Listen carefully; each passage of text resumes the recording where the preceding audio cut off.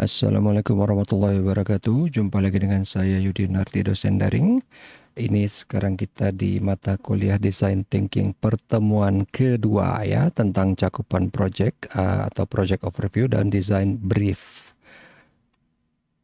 Ya, di pertemuan sebelumnya kita udah membahas tentang konsep dasar dari si design thinking itu ya, dari yang 4 pertanyaan itu apa, dari mengapa design thinking, mengapa apa, desain dan bisnis seperti apa. Ada 4 question dari design thinking yang what if, what is, what wows gitu ya. Kemudian tools dari design thinking itu apa? Kita akan bahas lebih detail di sini sekarang. Jadi yang pertama di sini di pertemuan ini kita akan terbagi 3 yaitu project management aid, design brief sama visualisasi. Oke, ini yang kemarin ingat kalau tentang 4 pertanyaan itu ya, what is, what if, what wow, sama what works. Dari 4 ini, tiap bagian itu ada toolsnya masing-masing untuk mempermudah kita melakukannya atau untuk melihat secara general gitu ya. Ada journey mapping, ada value chain sama mind mapping di what is. Kemudian ada kita brainstorming untuk kalau pengen tahu kan, kita udah tahu nih di what is-nya apa. Tapi oke, ada masalah apa? Sekarang keadaannya seperti ini, current condition gitu ya. Bisa nggak kayak gini? Bisa nggak kayak gini? Ah, itu di fase ini nih, brainstorming nih. Makanya kita nggak bisa satu orang, harus banyak orang. Namanya juga brainstorming gitu kan. Supaya banyak kepala, banyak ide yang muncul, semua ditulis gitu kan di sini. Kemudian di ujung terakhirnya ada konsep development.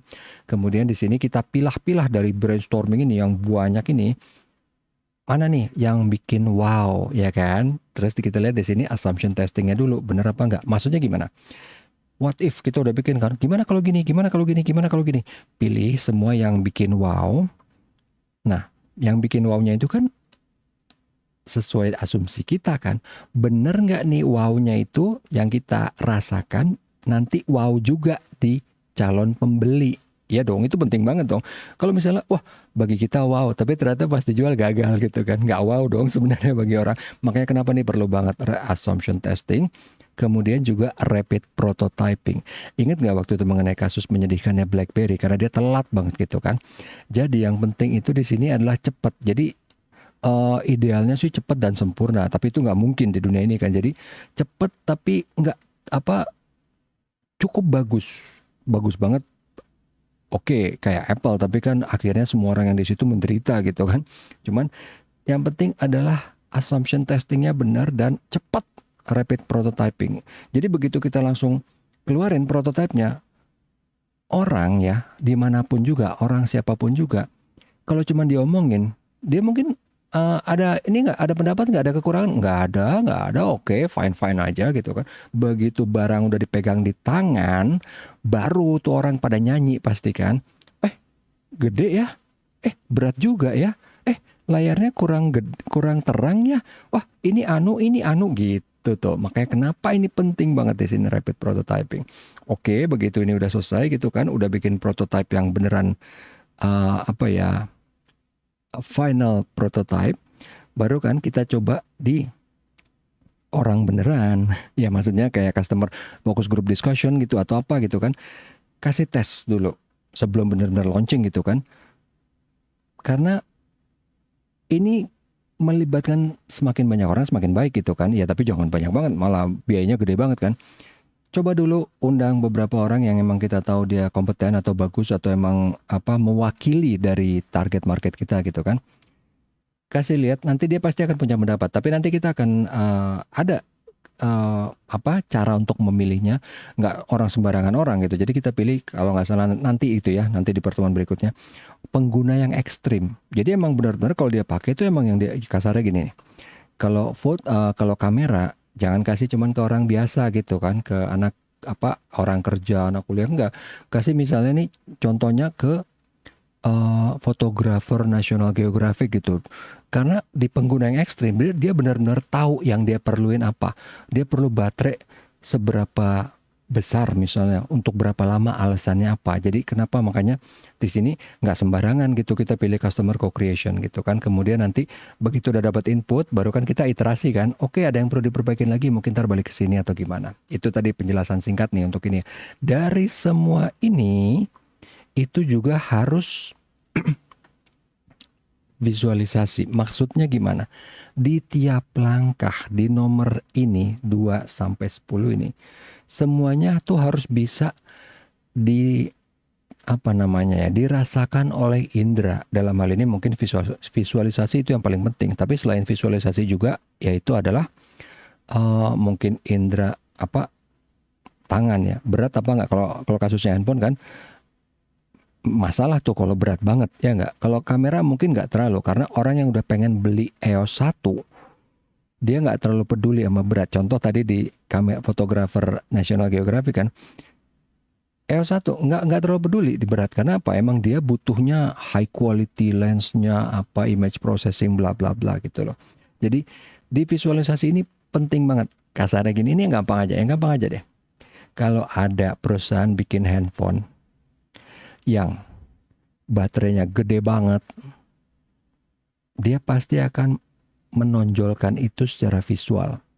Dia nggak akan berusaha nyembunyiin itu, karena itu agak-agak kontraproduktif banget gitu. Jadi misalnya baterai gede banget tapi dia emang teknologinya canggih, dia bikin jadi tipis, jadi kecil, atau jadi seolah-olah kayak tipis. Kasarnya gini, kayak MacBook Air itu kan sebenarnya nggak tipis banget, tapi kan kelihatan di sudutnya melancip jadi kayak tipis banget kan. Itu kontraproduktif banget gitu. Dia justru harus menunjukkan secara visual, nih loh baterai gue gede. Itu kasarnya gitu. Jadi visualisasi itu penting banget gitu. Ya balik lagi ke contoh iPhone lagi. Kenapa visualisasi itu penting? Dari bentuknya dia, dari apanya. Yang paling gampang lagi, coba deh perhatiin semua jenis iPhone ya. Belakangnya ada logo apa? Apple. Semua casing pasti dilobangin tengah-tengahnya sengaja buat ngasih lihat app.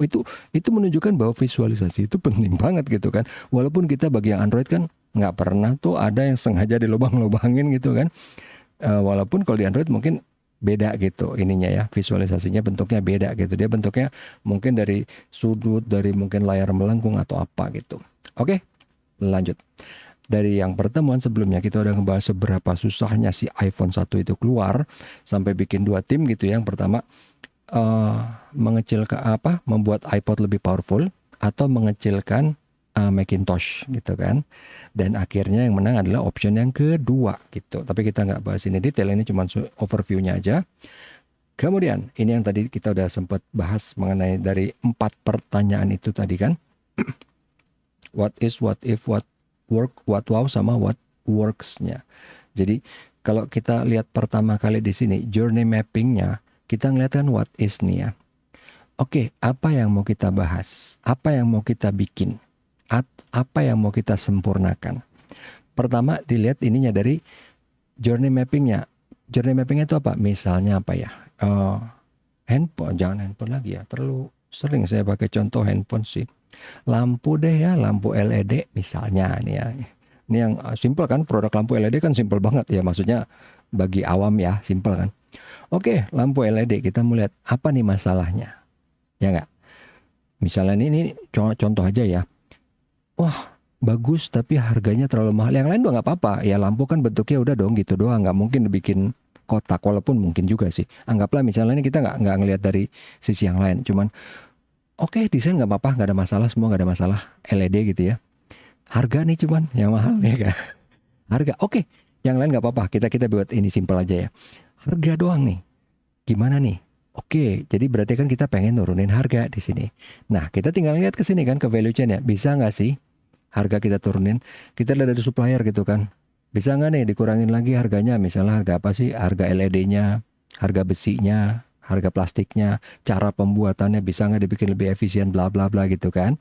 Dari sini udah, baru nanti kita kumpulin di mind mapping gitu kan. Oke, kita mau menyempurnakan lampu LED yang ada ya. Oke. Mulai kita brainstorming di sini. Ada ide nggak? Oh, misalnya tadi kan mau mahal ya. Bentuk sama, tapi dibuat lebih kecil. Bentuk bonggol lampunya gitu ya, dibuat lebih kecil. Ya kan? Jadi lebih murah dong. Ya nggak? Atau yang tadinya kaca dibuat jadi plastik. Ini what if banyak dong. Terus wow, semua ini banyak kan ininya. Apa namanya? Ide-idenya tuh kan banyak banget. Jangan direm. Di sini di brainstorming itu ide jangan direm. Segila apapun, tulis saja. Karena nanti akan kita screening filter sendiri di What-Wows kok, tenang aja. Jadi kita udah bikin semua di sini kan, muncul udah banyak, baru kan kita Di sini konsep development sesuai dengan yang tadi di awal gitu kan. Oke, udah muncul banyak nih. Kita balikin lagi dong. Yang tadi kita mau buat apa? Oh, lampu dibikin lebih murah, ya kan? Jadi kalau misalnya ada ide yang tiba-tiba, oh, kalau bikin warna-warni, ini sesuai nggak dengan konsep awal kita gitu kan? Oke, kalau misalnya nggak kan udah kepotong sini. Kemudian kita ke sini nih, kita proses filtering di sini. Oke, tadi kan pengen bikin lampu lebih murah, ya nggak? Lampu lebih murah, lampu LED lebih murah. Kita tes dulu asumsinya, emang benar masyarakat merasa lampu itu lebih mahal? Loh iya dong Pak, pasti. Belum tentu. Karena apa? Kadang-kadang kita kasih harga murah itu backfire ke kita. Orang jadi mikir, ah murah jangan-jangan jelek, ya kan? Murah jangan-jangan jelek. Balik ke contoh klasik yang selalu saya ulang. Apple, iPhone mahal banget, orang beli kok. Justru malah dengan mahal jadi prestis. Akhirnya yang lain ikutan mahal. Jangan lupa ya, pertama kali yang bikin handphone harganya nggak ngotak itu iPhone. Akhirnya yang lain ikutan. Yang harganya benar-benar nggak ngotak sama sekali gitu. Sekarang akhirnya dianggap normal. Come on man, bayangin sama motor gitu. Ya walaupun dia bilang, wah ini kameranya ini anu. Walaupun kita mikirkan, hah, emang gue sutradara, emang gue perlu. Walaupun akhirnya kan dia bisa meyakinkan, enggak, lo perlu ini, lo perlu banget, lo perlu beneran, lo perlu kamera sekualitas fotografer atau sekualitas si Stephen King, siapa sih sutradara terkenal tuh, sutradaranya si yang Batman atau apalah gitu kan. Enggak, lo perlu kok, perlu gitu kan, harga 30 juta gitu kan. Ya, it works, ya kan? It works, bisa gitu kan. Nah, sekarang kita balikin lagi ke contoh LED tadi. Yang paling rajanya siapa? Misalnya nih ya, ini bukan sponsor ya, tapi misalnya siapa sih? Philips misalnya. Oke, Philips harganya mahal, orang beli gitu kan. Karena udah punya nama, ya nggak? Kita bisa nggak? Kita jadi caranya apa? Kita perlu langsung jual murah aja dengan nama yang orang nggak kenal, kita gambling, atau kita cari nama dulu. Contoh apa? Handphone OnePlus. Awalnya dia murah, sekarang mana? Nggak murah-murah banget. Dulu murah banget, gila kan sampai orang mikir kan, ini flagship harganya segini. Tapi dulu mau beli susahnya minta ampun. Tapi dia bikin nama dulu. Di semua review dia itu nomor 1. Di semua review orang kaget kan, gila nih handphone murah kok bisa kayak gini gitu kan. Sekelas flagship. Sampai dapat nama dulu, baru dilepas, jeger. Jadi waktu dia masih kampanye, itu mau beli susahnya minta ampun. Emang sengaja sama dia. Begitu udah punya nama, jeger baru dikeluarin. Nah ini gimana? Asumsi kita bener gak? Emang beneran dengan harga murah tuh jadi laku? Belum tentu kan? Balik tadi ke contoh lah, handphone tersukses di dunia harganya paling mahal malah. Ya enggak? Kita tes dulu gitu kan. Bukan berarti saya benar yang tadi atau saya salah, enggak. Ini begitu kita mau launching, kita mau memperbaiki produk, kita tes dulu bener apa enggak. Jangan cuman kita harus nanya kan. Kan ingat ya tadi di brainstorming nih kan banyak orang kan. Emang bener, lu beli lampu lihat ininya enggak, harganya enggak. Kita nanya ke semua orang gitu kan. Ini. Begitu udah dapat, kita filter akhirnya yang tadi di what if, kemudian kita bikin prototyping ya kan. Oke, bikin ini contoh aja yang simple ya. Oh ya, kita bikin lebih murah tapi kualitas tetap bagus. Kita bikin lampunya diameternya lebih kecil bulatannya gitu kan. Jadi lebih murah dong ya kan. Tapi cahayanya tetap terang gitu. Nah, kalaupun misalnya ini memperbaiki yang kita kalau misalnya merek baru, kita harus bikin dong nama yang oke gitu. Jangan nama lampu misalnya culun atau apa gitu. Walaupun sebagus apapun juga orang melihat kan, hah? Namanya culun. Enggak walaupun bagus gitu ya, atau walaupun murah gitu kan. Nama itu juga penting gitu kan. Nah, di sini pas begitu udah baru kan kita ke customer co-creation. Kita coba FGD, focus group discussion gitu kan. Lampu nih kasih lihat misalnya ya kalau handphone enak kita bisa kasih coba satu-satu tes orangnya kan 5 orang kita undang kasih satu-satu masing-masing handphone. Tapi kalau lampu kan nggak mungkin kasih satu-satu mau suruh bawa pulang. Kita mungkin tesnya di sana kan di ruangan itu. Ini pakai lampu yang biasa gitu, yang merek apa gitu ya, Philips atau apa lagi. Nah ini pakai lampu ini beda nggak cahayanya? Lebih enak nggak? Lebih nggak enak nggak? Apa kurangnya? Ya kan? Jadi langsung ke calon pengguna, ke konsumen. Jangan ke internal perusahaan, karena kan internal perusahaan pasti akan bias, suka nggak suka ya. Ya mungkin kalau misalnya dana terbatas, jangan ke internal perusahaan tapi ke keluarga. Jadi misalnya ada staf di kantor, undang istri kamu dong, adik, kakak, orang tua misalnya kan. Ya karena kan dana terbatas kan. Ya selalu ada cara kok. Apa kita perusahaan startup baru nih nggak punya duit, nggak punya apa. Bisa ada Apple pertama kali iPhone tuh yang diundang siapa? Bukan orang luar loh. Cuma orang-orang dalam gitu apa. eh, Anaknya yang dibawakan, mungkin istrinya, mungkin suami, mungkin siapa lah gitu. Baru di sini akhirnya begitu udah tahu pasti ada input dong, ada feedback kan. Oh ini kurang, oh ini terlalu panas, oh ini gampang meleleh, oh ini apa gitu kan. Oh ternyata wattnya gede misalnya. Bilangnya 3 watt tapi ternyata wattnya gede mungkin karena di dalamnya plastiknya jelek, gampang meleleh, terus akhirnya di dalam ada yang korslet atau gimana. Ya ini simpelnya aja ya. Oh jadinya tadinya 3 watt ternyata jadi 5. Wah orang marah dong kalau kayak gitu kan. Katanya irit, ternyata enggak gitu kan. Di sini kan feedback itu muncul di sini semua, kita learning launch, baru nanti di ujung terakhir begitu udah disempurnakan, baru launch yang benerannya. Oke? Ya, kemudian kenapa sih project management tuh kayaknya berat banget? Emang beneran berat. Kenapa? Kalau kalian misalnya udah pernah pengalaman di organisasi ataupun misalnya belum gitu ya, tapi paling nggak tahu gimana ngatur orang, 2 orang aja. Itu udah susahnya minta ampun. Yang satu minta ke sini, yang satu minta ke sana gitu kan. Di project itu pertama, deadline itu pasti nggak bisa ditawar. Karena menyangkut duit kan, menyangkut reputasi, menyangkut semua karena klien kita kan. Kedua, akan banyak ketidakpastian. Itu udah pasti banget akan banyak ketidakpastian. Entah itu memang dari sesuatu yang kita tadinya nggak tahu, atau mungkin ada perubahan permintaan dari klien. Dan itu pasti ada. Pasti mau klien sebaik apapun, karena di lapangan itu bisa macam-macam. Jadi kan kita berhubungan sama klien kan nggak satu orang, jadi satu perusahaan A gitu. Kita berhubungan sama orangnya banyak, orangnya yang B, C, D, E, F, G. Yang B ntar bilangnya apa, yang C, enggak pak ternyata bukan gitu, bla bla bla. Banyak banget ketidakpastian. Jadi yang kemarin saya bilang itu kan mungkin kondisi ekstrim gitu ya, yang di project iPhone yang pertama itu semua orang yang terlibat di dalamnya semuanya hidupnya hancur gitu kan. Ya mungkin kalau yang normal nggak kayak gitu ya, kalau yang kita pernah ngalamin, tapi tetap aja stressful banget. Karena apa? Pertama ini adalah data ada banyak itu kan, data tentang ya kan, data tentang klien kita sebelumnya nggak tahu kan. Beda kalau kayak misalnya matematik atau apa kita udah pernah belajar, kita ada reference di otak kita kan. Kalau ini kan nggak, data baru semua, kita harus pelajari dalam waktu singkat. Kemudian ada ambiguity sama uncertainty. Ambiguity maksudnya gimana? Ada yang nggak jelas gitu kan. Karena misalnya kita bilang maksudnya ini, iya, tapi ternyata pas besok beda. Atau enggak, uncertainty itu apa? Ini maksudnya apa ya? Wah saya juga nggak tahu, itu bagian akunting misalnya, atau itu bagian marketing atau apa. Begitu kita tanya, oh orangnya lagi nggak ada, iya loh lagi rapat, lagi apa. Nah sementara kita udah suruh buat gitu kan, kita nggak bisa buat tanpa ada approval atau ada penjelasan dari bagian akunting tadi gitu. Nah tapi kita yang diuber-uber, itu di uncertainty-nya ya. Uncertainty-nya kalau cuma biasa nggak apa-apa kan, kalau misalnya kita cuma buat ini dong, biarin aja, kita nggak usah buat, orang kita nggak tahu. Tapi ini kan dikejar-kejar, ada deadline kan. Ya enggak, itu uncertainty-nya beda sama uncertainty biasa.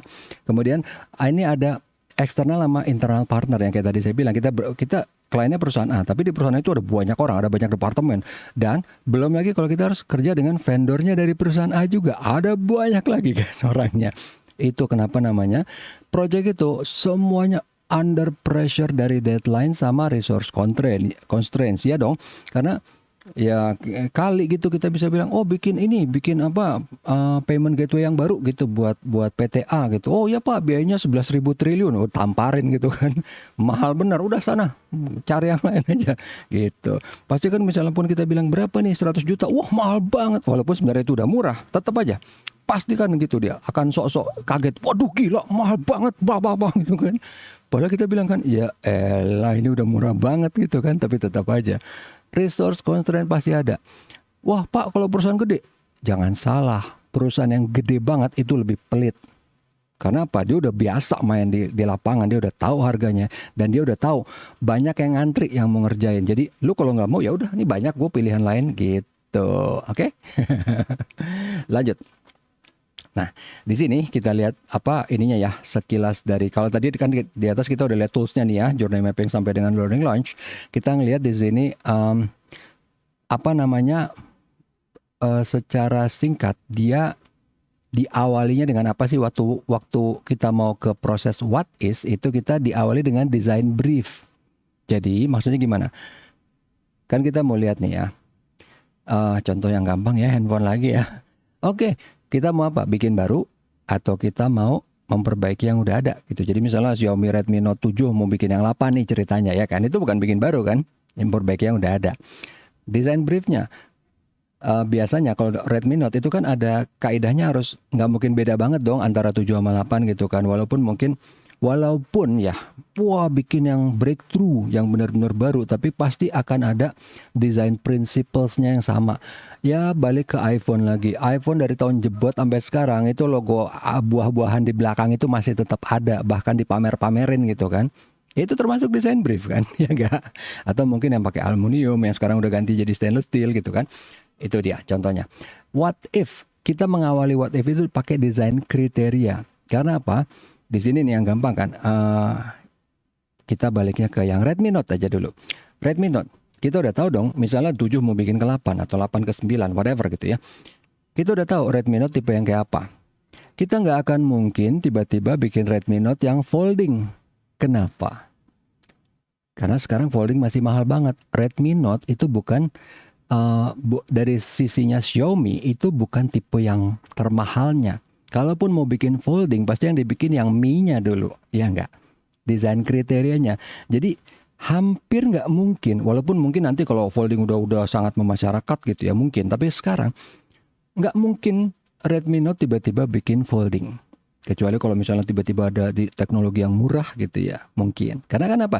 Desain kriterianya ini untuk smartphone yang menengah gitu. Mungkin ada entry level, tergantung ya. Redmi Note enggak, yang paling murah kan Redmi gitu ya, 5A, 6A itu paling laku kan, yang paling banyak dipalsuin. Redmi Note tengahnya gitu ya, Mi yang paling atas. Redmi Note itu kan berarti dia di tengahnya. Kriterianya kayak gitu. Kita lihat dari yang sisi yang gampang apa? Duitnya aja dulu, budgetnya dulu. Berarti kriteria kita udah tahu. Jadi karena kita udah ada batasan, kita di sini lebih terarah gitu what if-nya gitu kan. Jadi kita nggak akan bilang, oh gimana kalau si Redmi Note 9 kita bikin ngefold aja apa ngelipet aja, ya nggak mungkin kan, karena dari desain kriterianya udah enggak gitu kan. Itu tadi kenapa di sini kita awali dengan desain kriteria.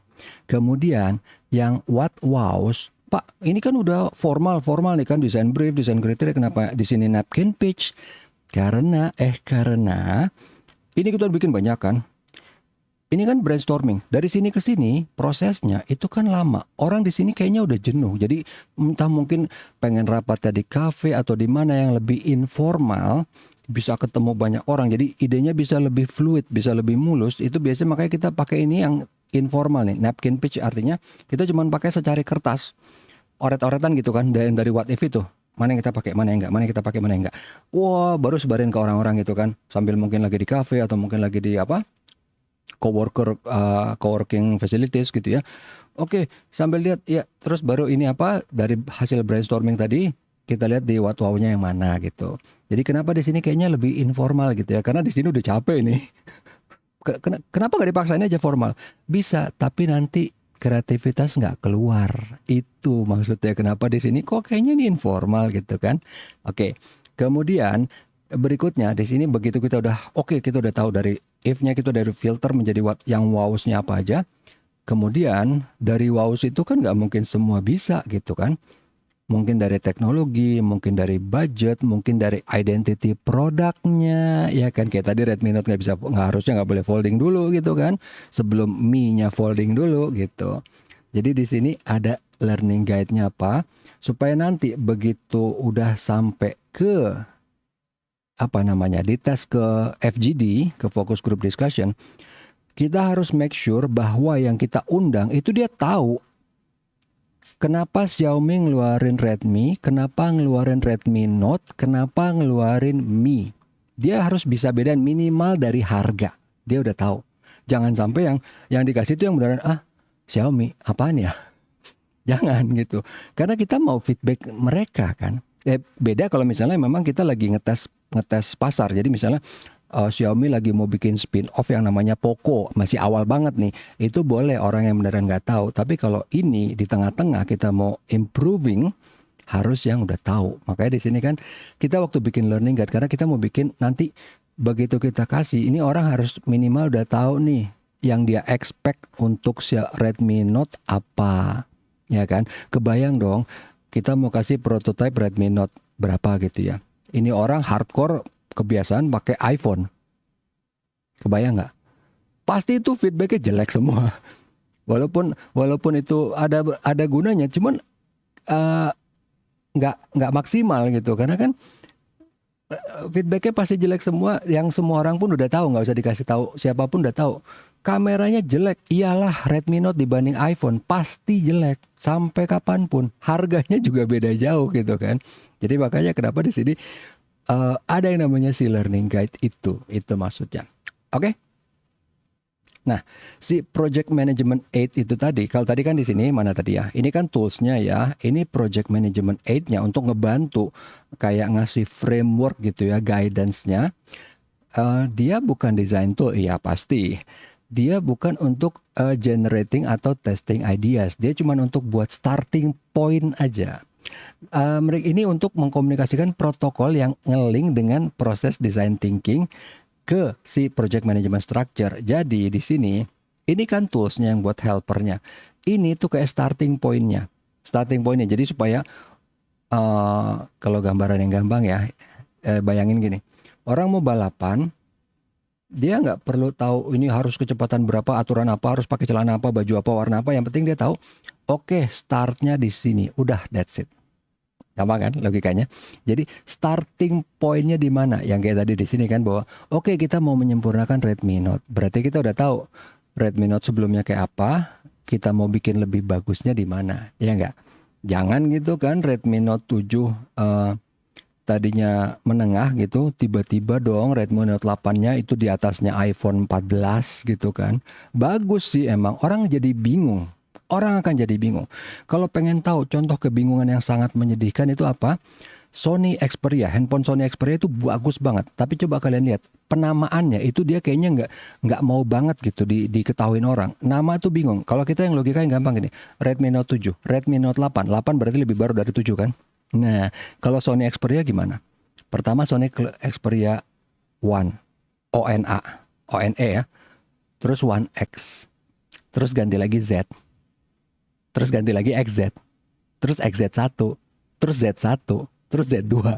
Itu bikin bingung dan itu udah terkenal banget di internet. Padahal produknya bagus loh.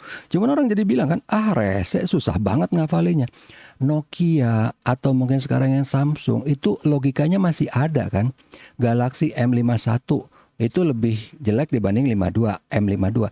M itu maksudnya yang mobility. Terus A itu maksudnya apa? S maksudnya apa? Itu semua kaidahnya jelas gitu. S itu untuk flagship. Note itu untuk flagship tapi yang pakai stylus gitu, kurang lebih gitu ya. Terus ada lagi misalnya yang Edge. Jadi flagship ada yang ada Edge-nya gitu ya dulu awal-awal si Samsung gitu ya. Semua kaidah produknya jelas. Kalau si Sony Xperia tuh menyedihkannya enggak, padahal produknya bagus gitu. Oke, ini udah Project Management 8. Tadi di sini sebenarnya saya udah ngasih contoh tadi ya di sini. Jadi pertama kalau kita mau bikin design briefnya, kita udah tahu oke, kita mau apa nih?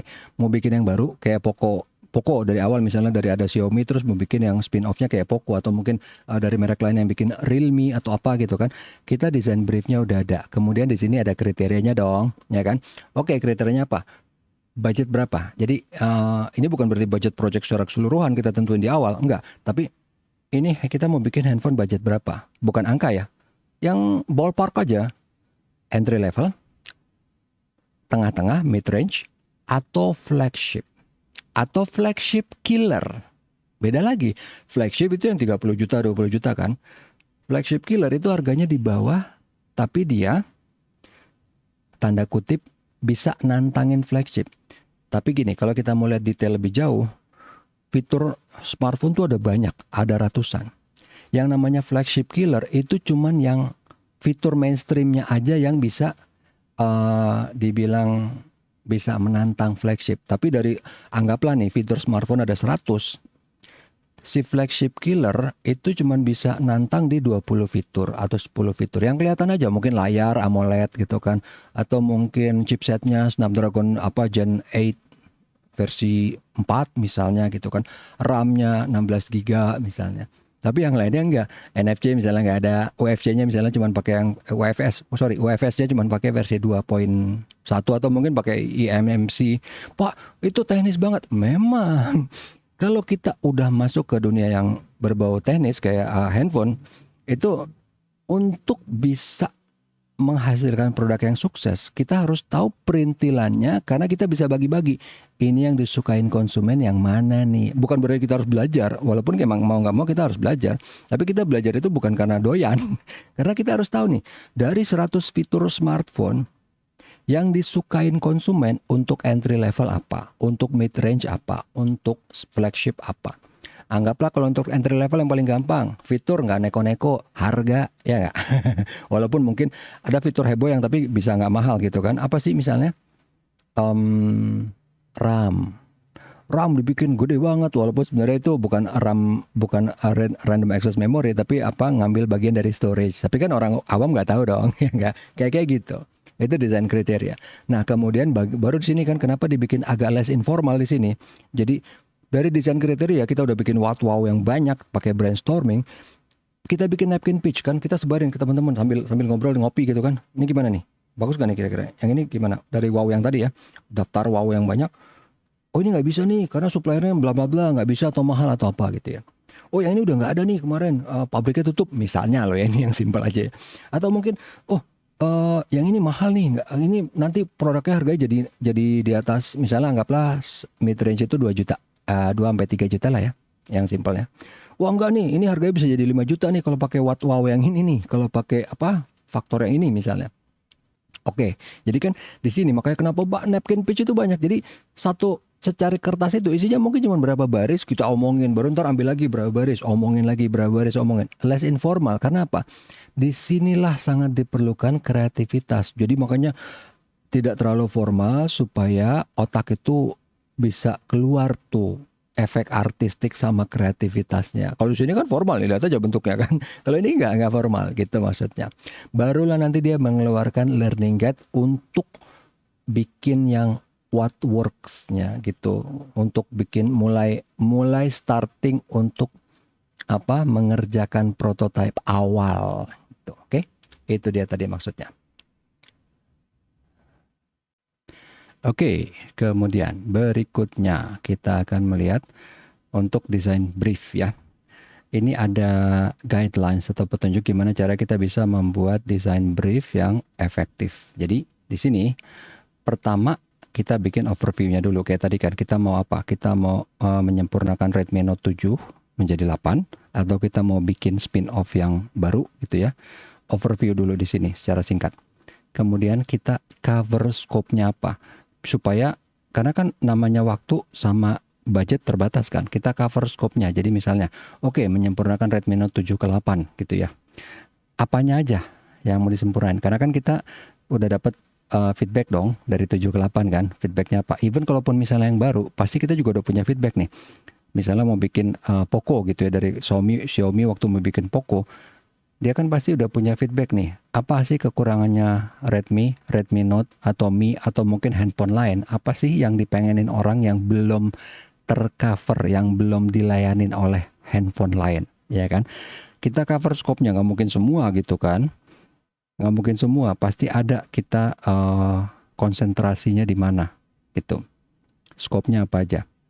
Kalaupun misalnya nih, walaupun mungkin jarang ya, misalnya oke, semua kita mau bikin the best of the best of the best of the best handphone misalnya, asumsi dana nggak terbatas gitu kan, tetap harus kita bikin kan scope-nya seberapa aja, layar, baterai, storage, apa semuanya, mungkin tampilan, tipisnya atau beratnya, semua harus di cover, harus dijabarkan dari awal supaya jelas, jadi orang tahu yang mana aja yang harus dikerjain.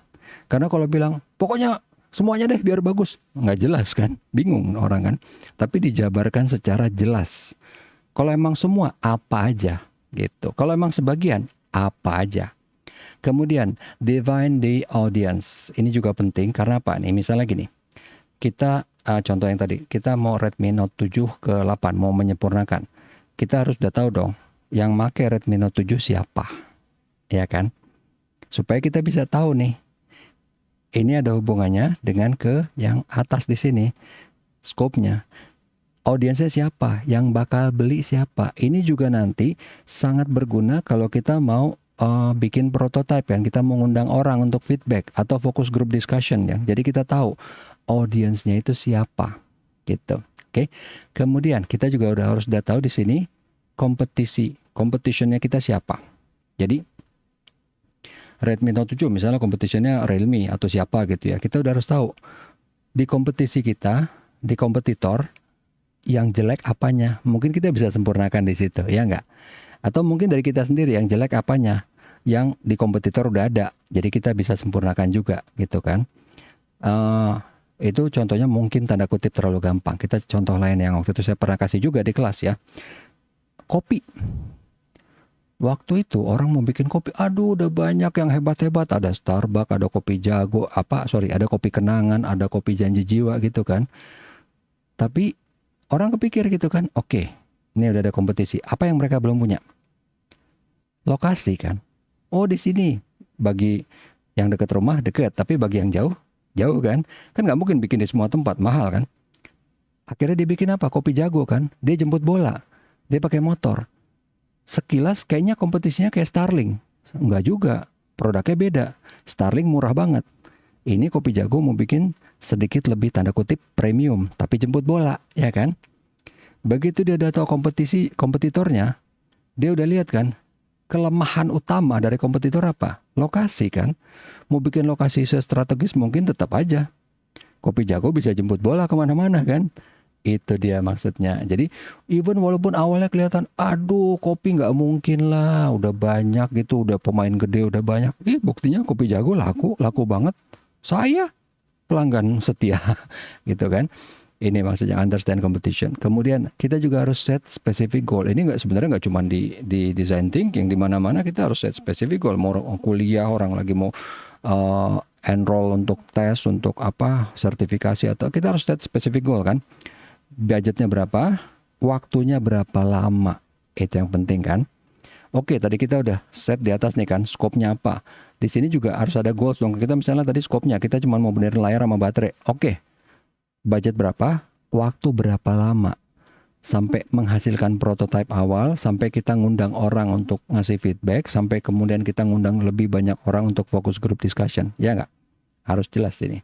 Kemudian, kita juga harus lihat inventory yang kita udah punya. Balik ke Redmi Note 7 sama 8. Oke, yang 7 bagusnya apa? Jeleknya apa? Kompetitor bagusnya apa? Jeleknya apa?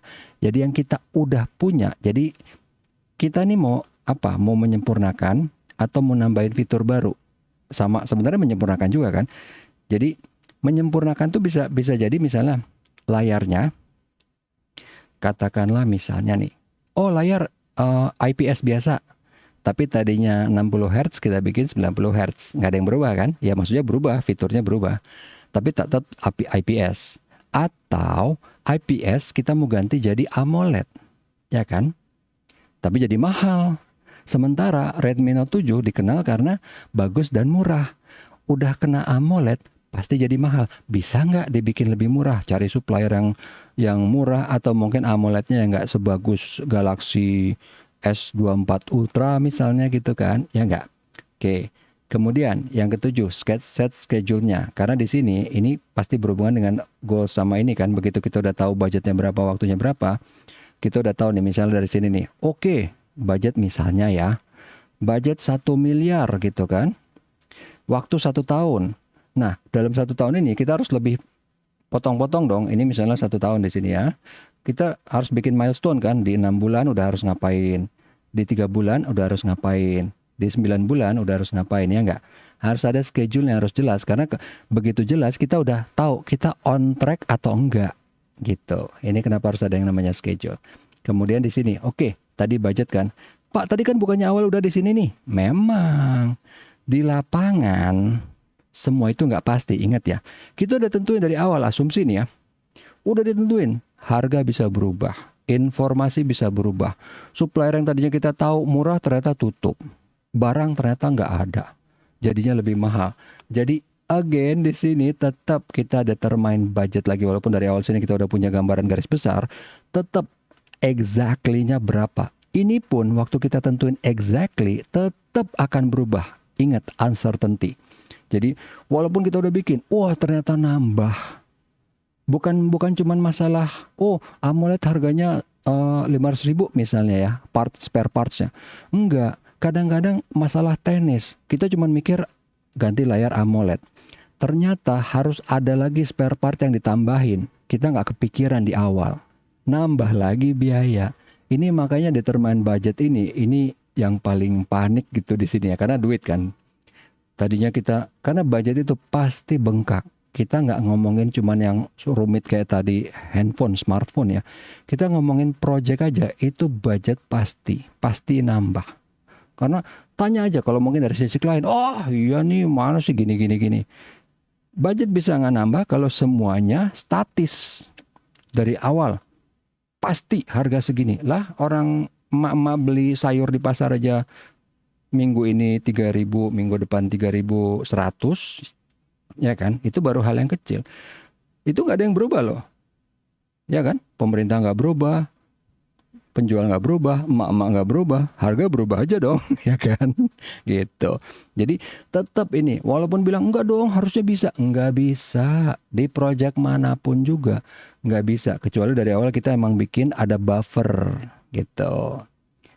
Even pengalaman saya ada buffer pun biasanya tembus. Karena apa? Banyak banget uncertainty-nya di project itu.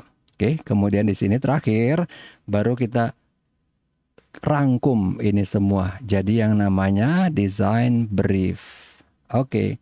Nah, sekarang kita melangkah lebih detail lagi ke desain kriterianya seperti apa. Ambil contoh yang lebih apa? Bukan yang baku namanya ya, yang lebih konkret gitu ya. Kayak tadi Redmi Note 7 ke 8. Oke, di 7 apa yang disukain? Apa yang nggak disukain? Nah, ini penting kan. Yang disukain jangan dirubah kalau bisa. Yang nggak disukain apa? Makanya di sini kenapa di bold ya, customer needs-nya apa? Apa sih yang dibutuhkan orang? Jadi kita lihat tadi Redmi Note 7. Yang beli Redmi Note 7 sebenarnya apa yang dia butuhkan? Dia nggak mungkin kan butuh yang tadi saya bilang kamera sekelas sinematografi. Nggak butuh kan? Ya nggak? Ya karena begitu ada harganya jadi mahal banget 30 juta langsung ditinggalin kan. Dia nggak butuh. Jadi apa nih yang beneran dia butuhkan? Misalnya baterai harus tahan lama. Kamera jangan jelek banget. Ya dong. Kalau kita entry level oke. Tapi kalau udah mid range nggak mungkin dong kamera jelek banget. Yang jelek, yang lumayan di mana? Belakang aja, apa depan aja, atau dua-duanya? Ya nggak? Desain kriteria. Jadi supaya kita bisa tahu di sini kan, supaya si produk itu bisa sukses, itu kan harus ada resepnya kan. Redmi Note bisa sukses kenapa? Bukan cuma harga kan. Dia harga sekian, misalnya berapa sih? Anggaplah 2 juta. Dengan 2 juta, orang dapat kamera bagus, orang dapat layar biasa aja, nggak AMOLED kan. LCD biasa misalnya. Ntar yang Pro baru AMOLED kan. LCD biasa, tapi misalnya dia bisa dia IPS dan berapa hertz misalnya 90 hertz, orang udah seneng gitu kan. Itu resepnya maksudnya. Jadi supaya bisa dilihat apakah nanti ini bisa sukses apa enggak potensinya, karena kan masa depan orang nggak ada yang tahu. Kemudian begitu udah di sini tadi kan misalnya nih tadi ya bikin layar IPS LCD yang 90 hertz. Jadi karena kita udah tahu oh yang ini, berarti kita udah tahu dong ngetesnya nanti gimana di sini kan. Oh beneran nggak 90 hertz, kalau nggak ntar orang marah dong. Orang kan nggak bisa ngeliat pakai mata, memang enggak, tapi begitu main game berasa dong, ya enggak. Ah, nih katanya doang 90 Hz tapi nge-lag-nya gila misalnya kan. Jangan sampai gitu di sini. Nah, jadi di sini waktu bikin desain kriteria pasti akan ngomongin tadi kan performance, ngomongin size sama shape. Tadi kalau LCD pasti dong sedikit lebih. Walaupun beratnya nggak berasa ya, tapi tetap ada dong, harus dikuantifisir. Misalnya berapa gram lebih berat dari AMOLED gitu kan, harus dilihat gitu. Karena misalnya kalau LCD perlu apa spare partnya, kalau AMOLED perlu apa di sini kan. Kemudian estetiknya juga ya yang gampang aja gitu. Kalau handphone zaman dulu kan biasa aja nih handphone, terus layar begini ya enggak. Kalau sekarang kan enggak. Kalau sekarang kan gini. Semua kalau bisa dibikin layar semua. Jadi ini cuma ada kayak poninya gitu kan di sini. Ini cuma buat kamera depan. Ini layar semua nih, layar semua. Bezelnya hampir nggak ada gitu kan. Ya nggak? Estetik kan. materialnya mau pakai apa, mau pakai plastik tuh banyak loh macamnya. Mau plastik yang kayak gimana, tipisnya seberapa, mau bikin bentuknya kayak gimana, mau bikin jadi satu semua atau kepisah-pisah. Em, Konsekuensinya kalau kepisah-pisah berarti harus pakai banyak baut atau mau pakai klem atau apa, banyak di sini kan. Safety legal issue, dia mau pakai apa, eh, apa namanya, IPX versi berapa nih, yang dia tahan air apa enggak. Kalau dia tahan air mana, yang cipratan aja atau yang bisa harus di dalam air sama 1 meter selama 30 menit atau apa. Kemudian ada lagi safety legal issue kalau di handphone itu, misalnya yang sekarang itu kan dilakuin kalau apa namanya, harmful effect di LCD-nya. Ada blue, apa namanya ya? Kalau nggak salah handphone akhir-akhir ini tuh ada kayak eh, proteksi terhadap warna biru gitu ya. Jadi karena warna biru itu berefek jelek di mata atau gimana gitu ya. Kayak gitu loh. Kemudian ergonomicsnya, bentuknya mau gimana. Yang kayak tadi tuh pakai poni apa enggak kan. Sudut sampingnya gimana. Mau dibikin kurva apa enggak. Ya udah Pak, dibikin kurva aja gampang. Coba lihat lagi. Nggak mesti semua handphone kurva kan. Bukti yang gampang apa? Samsung Galaxy S24 Ultra itu tajam loh sampingnya. Ya kan? Dia pasti punya alasan kenapa dia bikin kayak gitu. Mungkin alasannya teknis. Karena kan, oh kalau gitu bikin aja dong yang tumpul semuanya biar bagus ya kan. Tapi ternyata enggak, S24 Ultra enggak. Pasti ada alasannya kenapa. Karena itu udah sering dikeluhkan orang gitu. Megangnya tuh bikin ngebekas di telapak tangan, bikin sakit lama-lama. Tapi dia nggak berubah, tetap kayak gitu. Pasti dia udah coba, tapi belum berhasil gitu. Itu maksudnya ergonomics. Kemudian environment ya, misalnya yang sering dilakuin orang environment itu, kalau dulu kan, pakai kardus, ada gabusnya. Sekarang kan nggak ada kan, dan lebih murah pula, ya nggak. Jadi environmentnya tercapai dan harganya juga bisa lebih murah packagingnya. Kemudian life cycle. Apa nih? Nah ini tadi kalau misalnya kita menyempurnakan yang baru, yang udah ada gitu kan, Redmi Note 7 ke 8, dia udah harus mikirin nih. Ini kita singkat aja RM7, RM8. Nah di berikutnya asumsi namanya RM9. Waktu ini launching kapan? Misalnya gitu ya, launching Desember tahun ini. Oke.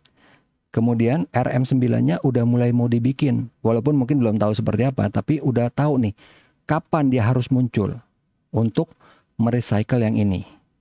Itu udah harus ada nih life cycle-nya. Kalau kalian pernah dengar dulu ya, mobil Jepang, waktu dia keluarin model yang sekarang, dia udah punya 2 model ke depan. Gitu loh. Karena dia udah kebayangin life cycle-nya nanti seperti apa. Itu maksudnya. Oke, lanjut. Nah, kalau napkin page bentuknya seperti apa, ini lebih kayak informal gitu ya. Sekarang kita lihat dulu big idea-nya apa. Tadi misalnya dari Redmi Note 7 ke 8 ya, kita mau improve di mana? Ini saya bikin yang simple aja gitu ya. Display kita mau improve misalnya, sama storage, udah gitu aja 2 yang gampang ya. Oke, beneran nggak sih ini disukai nama customer? Kamera perlu nggak? Ya nggak. Jadi yang namanya design thinking itu nggak mesti semuanya dipikirin dari awal. Nggak, kita bikin dulu sampai sini. Ternyata ada yang kurang. Apa? Kamera misalnya, tambahin kamera. Jadi pas kita di sini kan, ternyata si customer sukanya apa tuh? Apa untuk pangsa pasar Redmi Note 7 yang dia sukain apa sih? Ke pro-nya apa? Bagusnya Redmi Note 7 apa gitu kan disebutin di sini. Terus nanti begitu misal display ditambah, storage ditambah, kamera ditambah, benefitnya apa buat mereka? Mereka suka apa enggak? Karena gini, hati-hati loh. Misalnya nih, kita anggaplah customer banyak yang suka, pengen banget, aduh baterai, pengen baterai yang banyak, pengen baterai yang gede gitu kan, pengen handphonenya tahan lama. Belum tentu. Kenapa? Karena itu dalam hal ini ya, itu customer cuman omdo. Pengen baterai, pengen. Beneran pengen, udah ada handphone yang bisa tahan, Android yang bisa tahan sampai seminggu, tapi beratnya 500 gram, setengah kilo. Ada. Itu customer yang tadi merengek baterainya terlalu cepat habis, disuruh beli nggak mau. Benar nggak? Disuruh beli nggak mau, setengah kilo men. Nggak mungkin mau. Jadi kita mungkin nggak perlu harus ngasih tahu ke customer. Kita lihat aja nih, beneran nggak sih nih customer pengen baterai? Kita lihat di pasaran, udah ada tuh produknya, nggak ada yang beli. Kasarnya gitu ya, ada sih yang beli pasti, tapi dikit. Ini buktinya disuruh beli nggak mau mereka. Berarti itu cuman apa ya? Yang mereka pengenin tuh belum bisa di cover di teknologi sekarang. Pengen baterainya bisa tahan 7 hari, tapi enteng. Belum bisa. Oke, ini hati-hati di sini nih, di need sama benefit ini. Ini hati-hati. Oke, kemudian kita udah tadi ngomongin, oke, mau improve display, storage sama kamera. Gimana eksekusinya? Oke, display mau tetap pakai IPS LCD atau mau ganti AMOLED? Ya enggak, AMOLED pun banyak macam-macamnya kan. Karena apa? Buktinya gini, AMOLED-nya si Samsung S24 Ultra itu jauh lebih bagus dari AMOLED-nya Redmi Note 10 Pro, ya enggak? Ya harga harga beda kan. Ya lebih bagus. Eksekusinya mau gimana nih? Mau pakai apa? Oke, mau pakai AMOLED. AMOLED yang kayak gimana kelasnya? Mau ditaruhnya di mana? Mau di Redmi Note yang berapa nih? Yang 7 aja, yang 7 Pro, yang 7S, yang 7 apa? Ya kan? Eksekusinya mau gimana? Sini. Kemudian baru kan? Ini udah nih. Kemudian bisnis rasionalnya apa? Yang gampang di bisnis rasionalnya apa sih? Ini setelah kita lakuin ini semua, itu handphone kira-kira bisa kejual nggak sih?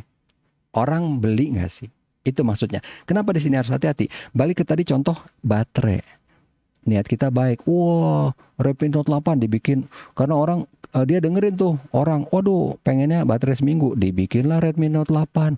Baterainya 10.000 mAh. Beratnya jadi 460 gram. Bakal kejual nggak? Bakal ada yang beli nggak? Nggak ada. Kok bisa tahu Pak? Masa depan nggak ada yang tahu. Udah banyak handphone yang kayak gitu, yang baterainya gede-gede banget. Udah ada Ulefone, ada banyak banget. Banyak banget. Jadi itu kepakainya buat siapa? Buat orang yang di lapangan, mungkin yang apa ya, di hutan apa di mana gitu. Udah ada, disuruh pakai orang di kota nggak mau. Nggak mau, berat banget, gitu kan. Walaupun dia tadinya teriak-teriak masalah baterai, dia nggak mau pakai gitu. Hati-hati di sini. Itu maksudnya ya. Jadi bukan berarti, semua kebutuhan customer harus dipenuhin. Enggak, karena kadang-kadang customer tuh nggak tahu apa yang dia mau. Dia bener mau, pengen baterai, tapi kalau misalnya 0,5 kilo mah nggak mau. Mau sih 7 hari tahannya, tapi kalau 0,5 kilo nggak mau. Ya kan, jadi nggak mau dia kan. Itu maksudnya, harus hati-hati di sini. Oke, kemudian apa ini? Learning guide. Jadi learning guide ini kita mendefinisikan. Tadi kita dilihat di sini ya, apa yang kita mau buat di sini. Dari awal pun desain kriterianya apa. Oke, di learning guide itu. Tadi misalnya nih, display dulu deh. Ganti dari IPS ke AMOLED. Kita suppliernya ada nggak? Nggak ada. Beneran kita mau pakai AMOLED. Kita berarti harus bikin MOU dulu dengan supplier baru. Kita harus meeting, harus apa. Kita harus ngeliat lagi, bikin sampel, ngeliat sampelnya bla bla bla. Waktunya ada nggak? Budgetnya ada apa nggak? Gitu. Jadi apa benar kita yakin mau ganti AMOLED? Misalnya ini contoh ya. Mau ganti AMOLED. Ya udahlah pakai LCD IPS aja, tapi yang tadinya 90 Hz naikin jadi 120 Hz. Ya enggak. Jadi tadinya mau AMOLED tapi nggak jadi. Tapi mungkin nanti di Redmi Note 10, karena udah banyak supplier AMOLED yang bagus, yang murah, oke lah Redmi Note 10 pakai AMOLED tapi yang 10 Pro. Ya kan? Itu contohnya. Learning guide. Nah, kita review lagi yang tadi ini kan. 4 pertanyaan besar dari si design thinking. What is, what if, what wow, sama what works, ya kan? Kemudian di sini ada toolsnya apa aja, journey mapping sampai learning launch. Kemudian ada 8 untuk project manajemennya apa aja. Ada design brief, design kriteria, napkin pitch, sama learning guide. Oke? Ya. Kita tadi udah sampai di 2/3 dari bagian ini. Tadi kita udah mengulas project management 8 dan design brief. Kemudian berikutnya nanti kita akan ngebahas masalah visualisasi. Oke, jadi visualisasi itu sering banget dibilang sebagai mother of all design tools. Kenapa? Karena kita ini, manusia itu adalah makhluk visual. Yang gampang gini, kalau kalian pernah ngalamin ya, kita udah kasih deskripsi ke orang atau ke kelompok gitu kan, begini dalam bentuk kata-kata. Ada tanggapan nggak? Nggak ada. Oke. Begitu kita keluarin barangnya, nyanyi semua tuh, wah, ini kurang, ini anu gitu, ya kan? Karena visualisasi itu lebih langsung kelihatan. Orang yang tadinya nggak baca, nggak ngeliat, banyak orang malas baca gitu kan, entah mereka belum lulus buta huruf atau apa gitu ya. Tapi begitu udah ada visual, semua langsung nyerocos gitu kan. Ininya warnanya kok gini ya, putihnya kok gini ya, merahnya kok gini ya, bahwa tombolnya kok gini ya, katanya gini, blablabla gitu kan. Mother of all design tools. Itu yang pertama. Yang kedua, kalau pengen lebih tahu lagi, pengen tahu lebih jauh lagi gini. Tanya ke yang perempuan tuh, emang apa sih gunanya make up? make up visual kan, ya nggak? Apa sih gunanya? Kenapa sih kalau perempuan dulu awal-awal paling nggak suka beli baju di online? Nggak bisa dipegang bahannya, nggak tahu ini merahnya kayak apa, beneran merah apa enggak.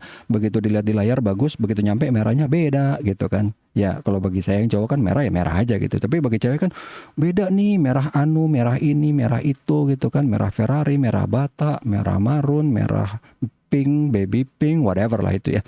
Atau ada lagi ini kalau mungkin yang bagi yang masih mahasiswa mungkin lebih bisa related to ya, misalnya gini, si Anu punya cewek, baru punya cewek loh, cantik banget. Orangnya mungkin diam aja gitu yang diomongin. Orang yang denger diam aja gitu kan. Tapi begitu ngelihat anjir, anjay gitu kan cakep banget. Padahal tadi waktu dibilangin cakep nggak bisa, nggak ada reaksi karena apa? Visual kan. Dan lagi waktu dibilangin kata-kata itu kadang-kadang kita nggak tahu tolok ukurnya seberapa kan.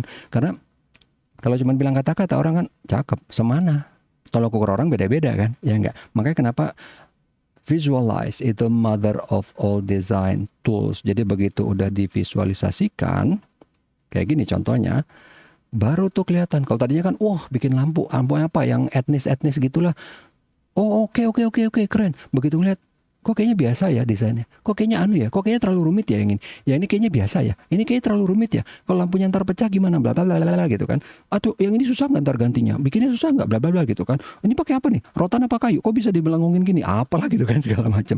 Atau sekarang ini, oh mouse begitu dibilangin, oh bentuknya gini. Oke, nggak ada yang tanggapan. Tapi begitu lihat, begitu udah jadi, berat ya kayaknya. Kayaknya tipis banget ya. Ini baterainya gimana, tahan lama nggak, bla bla bla gitu kan. Begitu udah ngeliat gitu, ini warnanya ntar apa nih, putih gampang kotor nggak gitu kan. Atau misalnya ini udah lihat, kita akan bikin teko elektrik yang desainnya pegangannya melengkung. Oke, nggak ada tanggapan. Begitu udah ngeliat, ini lucu nggak sih jadinya, kayak gendut gitu atau gimana gitu kan, atau bentuknya kayak gini susah nggak sih dipegang, bla bla bla gitu kan. Begitu udah ada barang, udah ada gambar, itu nyerocosnya lebih panjang. Begitu udah ada prototype yang bisa dipegang, nyerocos lebih panjang lagi. Karena apa? Kalau digambar nggak kelihatan beratnya kan. Oh ternyata berat ya. Oh ternyata enteng ya. Wah kalau enteng nih gampang kesenggol jatuh, gampang kena angin dikit jatuh gitu misalnya dari meja gitu ya. Ya kan? Jadi kenapa desain ini penting untuk gambaran nantinya pas prototipenya kayak apa gitu kan. Udah ngeliat desain, oh kegendutan nggak sih? Gitu kan. Oh iya nih misalnya gitu. Ini karena emang harus nampung 2 liter misalnya. Oh emang harus gini. Oke lah. Begitu udah jadi. Bener nih gede banget. Susah nih dipegangnya, berat misalnya kan. Balik lagi di desain ulang. Oh jangan 2 liter deh. Emang perlu banget nih 2 liter. 1,5 aja gimana? Kan banyak termos yang 1,5 juga misalnya gitu kan. Ya nggak? Oke. Sekarang kita lihat nih. Ingat yang kemarin saya bilang kalau si iPhone pertama kali dibuat itu dia ada 2 tim gitu ya. Mau mempercanggih iPod atau mengecilkan si Macintosh gitu kan. Ini yang di pertemuan sebelumnya kita udah lihat gambarnya. Jadinya prototype, udah sempet jadi prototype loh. Walaupun belum dalam bentuk produk, baru gambar ya. Saya nggak tahu kalau produknya, saya nggak ketemu di internet. Jadi kira-kira si iPod itu kalau dia jadi iPhone tuh kayak gini nih bentuknya. Jadi di sini touchpadnya gitu ya. Karena dulu belum ada layar sentuh ya, belum kepikiran atau memang suppliernya belum ada yang bagus gitu kan. Jadi pakai touchpad di sini. Akhirnya kan Steve Jobs bilang enggak ini enggak praktis. Lama banget, apalagi mau ngetik keyboard sini kan lama banget. Kalau cuman ngeplay musik kan cuman apa sih tombolnya? Pause, play, stop, skip, ya kan? Udah gitu doang. Atau shuffle. Udah, di sini kan kalau ngetik kata-kata, aduh PR banget kan. Makanya dia ditinggalin. Akhirnya ini bentuknya oke. Macintosh kita kecilin. Mau kayak gimana bentuknya? Oh, bentuknya roundish di sini. Layarnya begini. Speakernya di mana? Ada tombol di sini berapa? Kalau dulu kan handphone tombol banyak banget ya. Dia cuma mau satu ada tombol gitu kan. Oke, ini kurang lebih bentuknya. Fisiknya jadinya kayak gini. Ini awal ya. Karena kan kita tahu iPhone yang udah keluar launching seperti apa. Ini prototype awalnya kayak gimana. Oh, kayak gini bentuknya ini awalnya. Jadi ini ada buat on off-nya atau lock-nya kalau nggak salah ya. Saya lupa sih. Mana salah ini on off, ini lock-nya kalau nggak salah ya. Terus ini speaker, ini mic-nya gitu kan. Ini buat, kalau dulu kan masih yang gede nih ya, masih 50 pin yang buat nge-charge sama kabel datanya. Kemudian akhirnya ini yang tadi nih ya. Ini prototipenya, wah terlalu ini nih, terlalu mirip Android. Nggak mau dong. Bikin yang kayak gini. Cuman ada yang kurang ya. Ini kayaknya terlalu apa gitu, terlalu kurang estetik. Ingat ya, estetik itu juga penting. Apalagi di iPhone ini dia benar-benar estetik tuh benar-benar diperhatiin banget. Sama ya karena si Steve Jobsnya orangnya kayak gitu. Jadi kalau kalian pengen tahu seberapa gilanya dia, ini hal yang simpel ya. Apa sih clock jam waktu di iPhone? Itu sampai diliatin sama dia berjam-jam. Ini bagus nggak movementnya detik, apa jarum pendeknya, jarum panjangnya, fontnya bagus nggak, warnanya bagus nggak, waktu gede, waktu di minimize bagus apa nggak, sampai segitunya. Oke, itu gilanya Steve Jobs. Sampai akhirnya ketemulah bentuk yang kayak gini, yang akhirnya jadi desainnya apa pakemnya untuk si iPhone terus ke iPad gitu kan sampai sekarang gitu kan, kurang lebih ya, walaupun pasti udah beda, cuman desain ininya, language-nya masih kelihatan gitu. Oh, dari sekilas bagi orang yang udah tahu gitu kan, tahu nih produknya Apple nih pasti yang kayak gini. Itu dia tadi maksudnya. Oke. Ini udah semua untuk study Project Management 8, design brief sama visualisasi. Sekarang kita akan lihat gini. Kita akan langsung menerapkan 4 pertanyaan ini, what is, what if, what wow, sama what works. Kita balik melakukan perjalanan sejarah. Kira-kira waktu si iPhone itu, waktu mau dibuat, ya, mau digodok gitu ya, mau dirumuskan, itu kayak gimana sih? Oke, pertama nih kita lihat what is-nya dulu. Tahun 90-an, handphone tuh kayak apa sih? Oh, tahun 90-an desain handphone itu liar, nggak ada yang seragam. Liar banget. Coba lihat ya, Palm Treo, Candy Bar, QWERTY keyboard. Ini yang mirip zaman sekarang kan, O2 XDA. Atau ada pakai keyboard, pakai keypad, sliding kayak gini. Atau cuman Candy Bar pakai keypad aja. Ada yang flip, ada yang slide, ya. Ada yang bentuknya kayak Hello Kitty. Ini juga slide, tapi ada kameranya di mana gitu kan. Ini yang biasa fitur phone yang kayak sekarang. Ini fitur phone juga, tapi mungkin dia apa memorinya lebih gede atau pakai ada memory card atau apa gitu kan. Atau ini yang pakai operating Symbian, atau ini yang memo pakai Linux, atau ini yang convertible. Jadi layarnya satu, tapi dia bisa diputar. Ada QWERTY keyboardnya yang kayak gini. Atau yang kayak gini, layarnya dua. Ada keypad sama ada keyboard, layarnya dua. OS-nya juga dua. Yang ini ya, kalau begitu yang udah baru udah satu. Ini dulu OS-nya masih dua loh. Yang depan pakai Symbian S40, yang di belakang pakai Symbian S90 gitu. Masih liar banget dulu kan. Ini kondisinya saat itu. What is-nya. Oke. Nah, kemudian kan, apa sih yang orang nggak puas? Ini berat, lambat gitu kan, memorinya dikit gitu, pokoknya nggak fluid ininya. Yang ini bagus, bagus banget ini. Wow, beratnya minta ampun, mahalnya juga gila-gilaan. Ini juga sama, mahal. Cuman ini, kedua ini udah bisa dibilang secara teknis udah sempurna, udah bagus. Cuman kan mahalnya minta ampun dan berat, berat banget. Ini berat nih, ini berat. Yang ini agak makanya ini sukses ya. Ini nggak terlalu berat tapi mahal, ya kan? Kalau ini orang banyak yang ngeri pakai karena apa? Linux man, ini Maemo Linux. Jadi coba aja lihat, ini sebenarnya produknya bagus. Even sampai sekarang, ya maksudnya udah beda lah. Zaman dulu kan apa storage 2 GB udah gede banget. Gila sekarang 2 GB mah nggak ada apa-apanya kan. Tapi dulu ini udah canggih gitu. Cuman orang nggak ada yang pakai karena apa sih? Apa sih? Pakai Linux? Apaan tuh? Apaan tuh? Gitu kan. Orang taunya dulu cuma Symbian. Mungkin ada beberapa yang tahu Windows Phone, Windows Mobile gitu kan. Atau mungkin ini juga ngetop nih dulu Palm Treo gitu kan. Nah, apa sih yang orang yang kalau waktu itu tim Apple gitu ngeliat kan, pasaran handphone kayak gini nih, apa sih yang orang pengen? Layar lebih gede tapi cepat gitu, fluid gitu kan. Sama ini emang kemauannya pribadinya si Steve Jobs ya, dia nggak mau pakai stylus, dia nggak mau pakai stylus, dia nggak mau ada keyboard. Walaupun kalau saya pribadi sampai sekarang, saya sangat menyesalkan keyboard ini hilang. Karena apa? Dulu waktu saya kerja di Singapura, itu kita bisa ngebales email, bukan WA loh ya. Kita ngebales email yang berapa paragraf, itu ngetik nggak usah ngelihat handphone sambil jalan, bisa.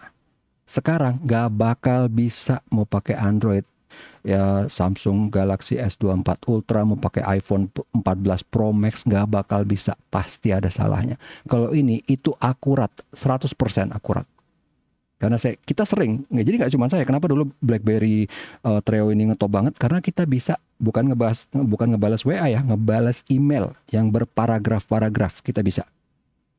Sekarang nggak bisa. Karena makanya saya bilang ini permintaan pribadinya si Steve Jobs. Makanya sekarang akhirnya semua orang ngikutin. Walaupun saya tahu di internet juga banyak orang yang menyesalkan kenapa QWERTY udah nggak ada lagi. Kalaupun ada itu handphone yang nggak terlalu bagus gitu ya. Karena dia nggak suka gitu. Dia pengennya pakai jari. Itu yang dia pengen. Itu titipannya dia ya. Tapi layar harus gede, harus apa gitu kan. Itu what is-nya. Kemudian, what if layar dibikin besar tapi nggak berat? For your info, ini dulu lumayan berat ya. Kayak gini Maemo ini yang versi sebelumnya. Ini saya lupa, N8 kalau nggak salah. Ini berat. Dan bentuknya pun ngeri gitu, orang ngelihatnya nggak kayak handphone. Ini nggak terlalu berat, tapi tetap aja. Ini pakai Symbian ya, masih pakai Symbian nih kalau nggak salah. Ini karena N-Gage atau apa ya, saya lupa ini. Ini kalau dari, enggak. Ini dari ikonnya ini Maemo juga nih, ini bukan Symbian. Nah, dibikin layar lebih besar, tapi nggak berat. Ingat ya, zaman dulu layar belum ada 5 inci apa belum ada. 5 inci udah hitungnya itu tablet. Lihat aja Samsung Galaxy Tab yang pertama berapa tuh? 7 ya. 7. Ada dulu pernah handphone yang gede banget gitu ya, phablet dibilangnya. Pengen layar lebih besar. Jadi zaman dulu itu kan 2,5 inci itu udah standar tuh.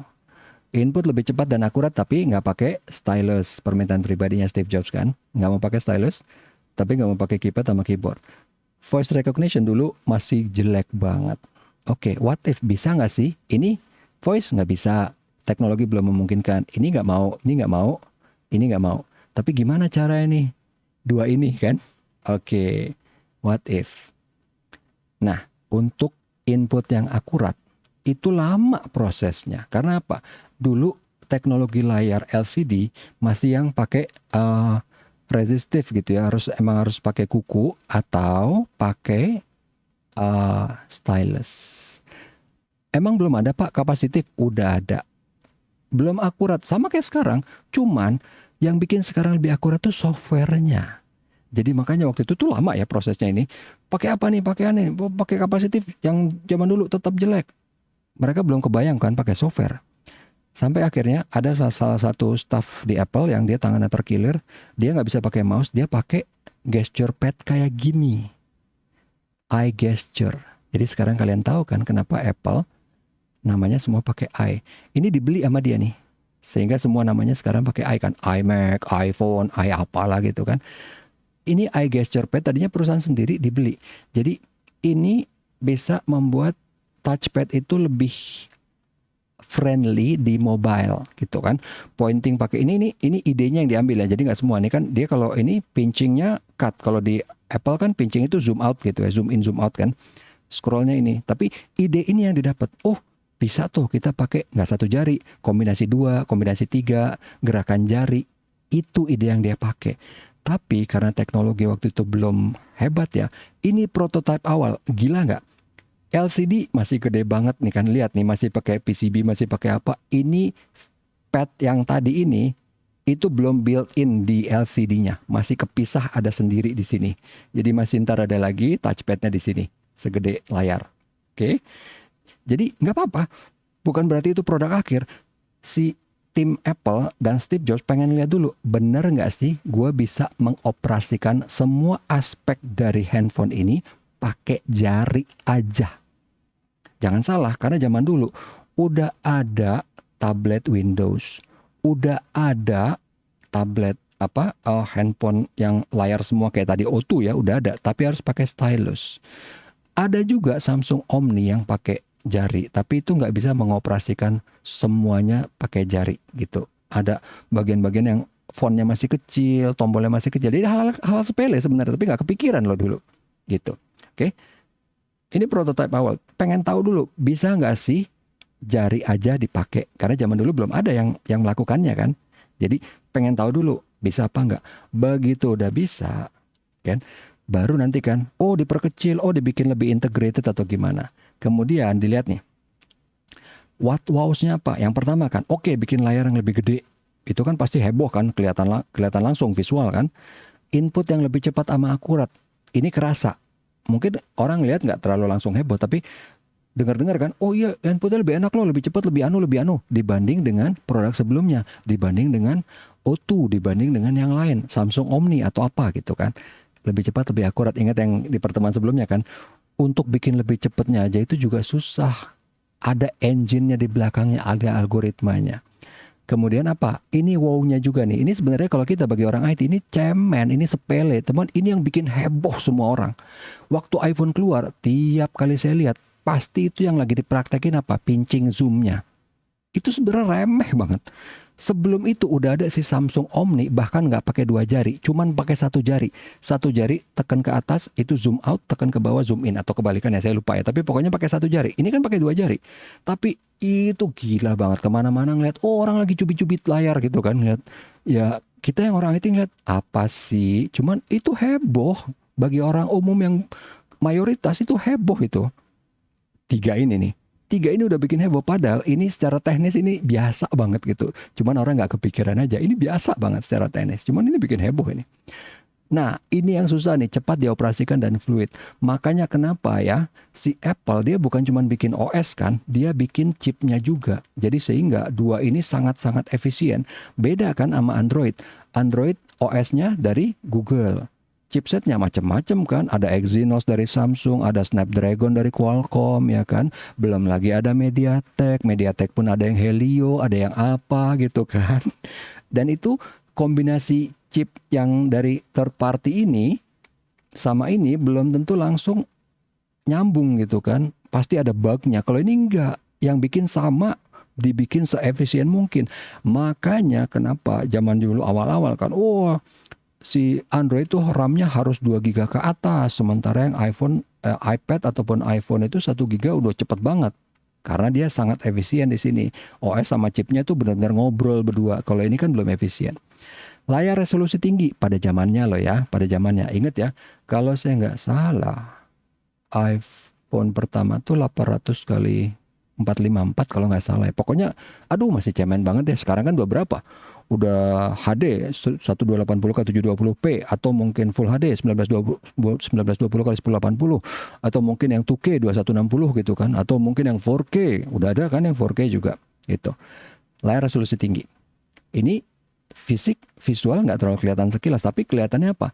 Oh kayaknya layarnya lebih tajam ya, lebih jernih ya, lebih enak ya, lebih terang, lebih bright. Kamera, nah kalau ini kelihatan banget nih kan, oh hasilnya bagus tuh. Jadi bagus itu ya, bagus tuh gini. Saya dulu punya pocket kamera Olympus, itu the best untuk pocket ya. Di zamannya Olympus S10 kalau nggak salah ya. Tapi masalahnya apa, yang bikin nyebelin apa? Itu handphone kalau kita settingnya benar, jadi bukan setting default ya, benar-benar harus di set sendiri, baru hasilnya tuh the best. Kalau enggak, itu default, settingan default, hasilnya jeleknya minta ampun. Dan dia gampang goyang. Jadi tangan itu harus pegang 2 tangan kayak kita mau nembak gitu. 1 tangan megang kamera, 1 tangan megang pergelangan tangan. Supaya nggak goyang, segitu parahnya. Jadi maksudnya hasil kameranya bagus, maksudnya itu pertama defaultnya harus bagus, dan kita harus memperhitungkan goyangnya. Karena si Olympus tuh nggak memperhitungkan. Secara teknis di atas kertas, dapat penghargaan di mana-mana. Tapi pas dipakai, pengen dibanting itu handphone. Apalagi kalau kita nyuruh orang motoin, itu nggak mungkin fokus. Padahal autofokus loh ya, tapi goyang pasti. Karena orang nggak tahu kan bahwa ini kameranya sangat super sensitif gitu. Bagus itu berarti ya beneran dipakai orang biasa hasilnya bagus gitu. Kemudian ringan. Nah kalau ini mungkin harus dikorbankan karena zaman dulu teknologinya belum memungkinkan ya. Jadi kan what wow-nya apa nih? Kan ntar harus dipilih dong yang udah bisa dikerjain yang mana. Itu tadi ringannya ya. Kemudian media consumption. Jadi memang tujuannya kalau zaman dulu ya, zaman yang tadi di sini si gambreng ini, handphone banyak ini, itu bukan buat media consumption.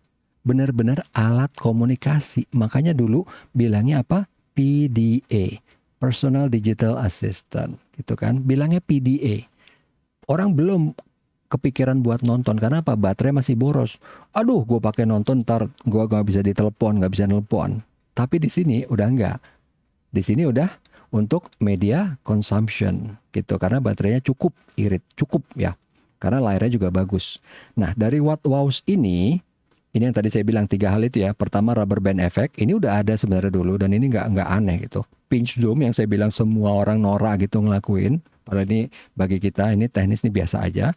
Nah ngetik-ngetik yang ini nih, ini emang saya akuin ini emang engine-nya keren banget ini untuk bisa memprediksi. Jadi ini kan tombol di layar kecil banget kan, tapi jari begitu salah, dia tetap bisa memprediksi kira-kira kata-kata yang mau diketik apa sih gitu. Kemudian ini si media consumption itu ya. Jadi media consumption bukan cuma baterainya harus irit, tapi kan user interface-nya udah siap belum dia untuk nonton video dengan jari. Karena Samsung Omni itu udah ada. Yang dulu-dulu udah ada, tapi user interface-nya ini kecil banget. Jadi mau pakai jari juga PR. Ini kan nggak dibikin gede supaya dari jauh pun kelihatan, untuk mencatput gampang gitu. Itu hal kecil kan? Tapi dulu nggak dilakuin. Oke? Kemudian, what works-nya apa? Oke, layar bisa, tapi 3,5. Ingat ya, 3,5 cemen banget sekarang kan, udah nggak ada. Sekarang paling nggak, kalau nggak salah 4,5, 5 deh, 5, 5,5, 6 gitu kan. Dulu 3,5 udah paling gede. Karena yang lain tuh rata-rata 2,5, 2,8. Udah paling gede. Input cepat akurat tadi yang keyboard, oke ya, apa virtual keyboard. Ini yang hebohnya itu yang didengung-dengungkan kemana-mana, sehingga akhirnya orang yang punya handphone pas dia mamerin ke temannya juga itu yang dipamerin. Padahal ya itu pas kita yang orang itu ngeliat, apa sih? Cuman ginian doang. Cuman orang itu heboh semua.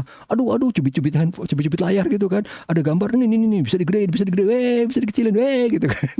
Itu heboh banget dulu. Kemudian ini yang penting banget nih. Ini hebatnya si Steve Jobs ini. Karena apa? Dia bikin chipnya sendiri, dia bikin OS-nya sendiri. Gitu. Itu dulu belum bisa dicapai nih di Google. Begitu Google ngeluarin yang namanya Project Butter, baru bisa. Tapi ya itu nanti cerita di lain hari lah ya. Layar resolusi tinggi. Ingat untuk saat itu ya, 800 kali 454 itu udah heboh zaman dulu. Karena dulu kalau nggak salah standar tuh 320 kali 240. Kalaupun ada yang super heboh tuh ya, kayak siapa sih? Itu yang jarang dipakai orang. Siapa tuh? Ini dia. Palm Treo itu kalau nggak salah 400 kali 364 kalau nggak salah. Ini yang super heboh, ini berat banget ini ya. 640 kali 480, ini emang dulu the beast ini ya, udah paling gila ini. Kemudian keluarlah ini. Ya, depannya sih dia cuman, saya lupa ya. Depannya kalau nggak salah 160 kali 144 Symbian S4 ya. S40 sorry. Kemudian kalau yang ini itu dia baru 88 dia 852 kali berapa ya? Kali 400 kalau nggak salah nih. Cuman kan ini mahal banget. Ini juga gila ini. Bahkan dulu nggak ada nih yang resmi yang jual di sini. Oke. Resolusi tadi kan. Mana tadi? Nah, kemudian berat. Ini nggak mungkin bisa dicapai dengan teknologi saat itu. Jadi dia bukan yang paling ringan, tapi nggak paling berat juga. Dan lagi, karena dia tahu dia nggak bisa, akhirnya apa? Dia menempuh desain language lain, yaitu apa? Berat itu kan menandakan kayak BlackBerry. Nggak mungkin enteng. Kalau berat itu tandanya eksklusif, mahal, elegan gitu. Makanya dia karena tahu dia nggak mungkin bisa ringan, dia pakai, desainnya dibikin mewah, ininya pakai stainless, kelihatannya kan padahal ini aluminium gitu kan, bikin pakai kayak stainless, kayak produk mahal banget gitu. Itu tadi maksudnya di sini, dia buat menutupi bahwa emang dia nggak bisa dibikin ringan banget. Oke. Media consumption tadi udah kita bahas. Kita lihat sekarang di sini nih ya. Ini nih misalnya nih, ini iPhone saat keluar nih ya, tahun berapa? 2007. Lihat nih, si Nokia itu zaman dulu cuman berapa layarnya? 2,8. Dia 3,5. Jauh kan bedanya, lebih gede. Tapi beratnya nggak bisa nih kan, tetap. Karena zaman dulu orang megang handphone tuh bisa dilempar-lempar gitu. Maksudnya dilempar ke atas dikit-dikit gitu ya. Kalau udah zamannya si smartphone iPhone udah nggak bisa. Takut jatuh, pecah gitu kan, mahal. Jadi taruh di kantong pun udah jatuh gitu. Maksudnya di kantong saku depan tuh udah kelihatan itu blewelnya gitu kan. Jadi pasti taruh di kantong belakang. Kalau dulu nggak, handphone semua taruh di saku depan gitu. Sekarang udah begitu iPhone keluar udah nggak bisa. Karena udah mau nggak mau berat gitu kan. Oke. Satu lagi. iPhone pertama keluar itu dengan tadi yang 3 itu ya, rubber band effect, pinch zoom sama media consumption segala macam, itu udah cukup bikin heboh. Tapi selama setahun itu tetap masih diledekin. Kenapa? Nggak ada aplikasi. Aplikasi cuma bawaan, App Store belum ada. Tapi itu pun udah bikin heboh selama setahun. Begitu tahun kedua keluar App Store, tambah gila itu. Keluar semua. Jadi keluarlah itu, ada anak umur 8 tahun penghasilannya $40.000 karena bikin aplikasi apa gitu di iOS gitu kan. Baru itu jadi lebih gila lagi. Udah nggak terbendung lagi si iPhone-nya. Itu tadi maksudnya. Jadi kita ngelihat sekilas kan kayak semuanya dari tadi teknis kan. Tapi gongnya itu yang utama ini malah software, malah aplikasi. Sampai sekarang itu kan. Contoh yang paling gampang, BlackBerry. Awalnya sebelum mati, aplikasinya makin nggak ada gitu. Atau enggak kayak misalnya ada handphone lain yang beda OS, dia perlu aplikasi. Contoh yang lebih gampang gini deh. Huawei tahu dong, ya enggak? Huawei kan keren, itu keren banget dulu handphonenya. Androidnya keren itu. Tapi begitu Google udah narik diri dari dia, udah nggak ada App Store, orang udah takut. Apalagi bukan orang IT gitu kan. Aduh nggak ada App Store, ntar gue nginstal aplikasi gimana? Walaupun sebenarnya gampang. Cuman kan orang awam kan nggak tahu. Aduh gimana nih? Aduh. Akhirnya si Huawei harus jual murah ya kan? Karena orang takut. Bahkan sekarang udah bisa gitu menginjek Google ID-nya itu ke dalam sehingga bisa pakai Google Play Store ya, tapi itu cerita nanti lah ya. Oke, itu tadi. Oke, ini sudah selesai semuanya. Nanti kita lihat di pertemuan berikutnya tentang riset dan identifikasi insight. Jangan lupa untuk mengerjakan kuis karena ini berfungsi sebagai absensi untuk yang kelas saya ya. Kalau untuk yang orang awam yang nonton video ya udah nggak usah didengerin. Ntar nyari lagi kuisnya di mana Pak? Nggak ada. Ini cuma untuk di kelas saya. Oke. Mudah-mudahan ini bisa berguna. Sampai ketemu lagi di video berikutnya. Assalamualaikum warahmatullahi wabarakatuh. Tetap sehat dan tetap semangat.